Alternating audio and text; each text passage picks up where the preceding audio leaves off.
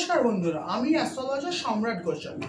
যে বিষয়টা নিয়ে আজকে কথা বলবো সেটা হলো পিতৃদোষ।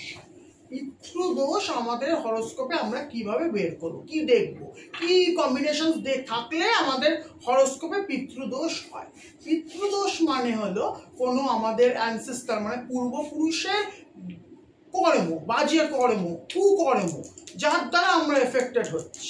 সেটা জ্ঞানেও হতে পারে, অজ্ঞানেও হতে পারে। এই কর্মটা আমাদের হরোস্কোপে আছে কিনা, এর জন্যে আমাদের প্রথম দেখতে হয় নবম স্থান। ভাব হিসাবে আমি প্রথমে দেখব নবম। নবম থেকে আমাদের বাবাকে ইন্ডিকেট করে। লগ্ন মানে নিজ ভাব, লগ্নকে তো দেখতেই হবে, সঙ্গে চতুর্থ ভাবকেও দেখতে হবে, কেন মাতাকে ইন্ডিকেট করে চতুর্থ ভাব। এবং গ্রহ অনুযায়ী আমাদের দেখতে হবে রবি, আমাদের পিতৃকারক গ্রহ রবি, চন্দ্র আমাদের মাতৃকারক গ্রহ, এবং আমাদের পূর্বপুরুষের কারক গ্রহ হলো রাহু। তার মানে আমাদের দেখতে হচ্ছে রাহু, রবি, চন্দ্র। এবার অনেক সময় কি হয়, আমাদের হরোস্কোপে রাহু কেতু এক্সেসের মধ্যে অনেক সময় রবি চলে আসে।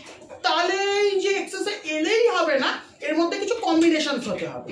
যদি রবি রাহু কেতু এক্সেসের মধ্যে নবম স্থান কিংবা চতুর্থ স্থান কিংবা চন্দ্র চলে আসছে, এইগুলো আমাদের দেখতে হবে। কম্বিনেশনটা হতে পারে, কম্বিনেশন বিভিন্নভাবে হতে পারে।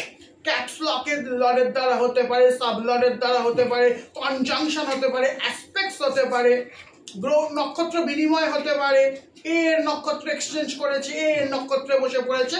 এইগুলো আমাদের দেখতে হবে। কিন্তু এই জিনিসগুলো যদি কম্বাইন্ড হয়ে যায়, তো আপনাদের লগ্ন, চতুর্থ ভাব, নবম ভাব এবং গ্রহ অনুযায়ী রাহু, রবি, চন্দ্র, কেতু, এই গ্রহগুলো যদি কম্বাইন হয়ে যায় বিভিন্নভাবে, তাহলে আমাদের হরোস্কোপে পিতৃদোষ আছে। অসুবিধা নেই, গ্রহ প্রতিকার আছে, বিভিন্ন ধরনের প্রতিকার আছে। এই পিতৃদোষ থেকে মুক্তি পাওয়ার জন্য পিতৃতর্পণের বিধি, শাস্ত্রের পিতৃতর্পণের বিধি আছে, সেগুলো ডিটেলস আছে। যদি কারোর পিতৃদোষ থাকে, কোনো হরোস্কোপে এরকম মনে হয়, আমার সাথে কন্ট্যাক্ট করতে পারেন, কোনো অসুবিধা নেই। আমার হোয়াটসঅ্যাপ নাম্বার হলো 7596947437। অবশ্যই আমার সাথে কন্ট্যাক্ট করবেন, কোনো অসুবিধা নেই। কিংবা ইনবক্স করতে পারেন, তাতেও আমি বলে দেবো কি উপায় আছে পিতৃদোষের। এই উপায় আমি বলে দেবো, কোনো অসুবিধা নেই। আমার সাথে কন্ট্যাক্ট করবেন। নমস্কার।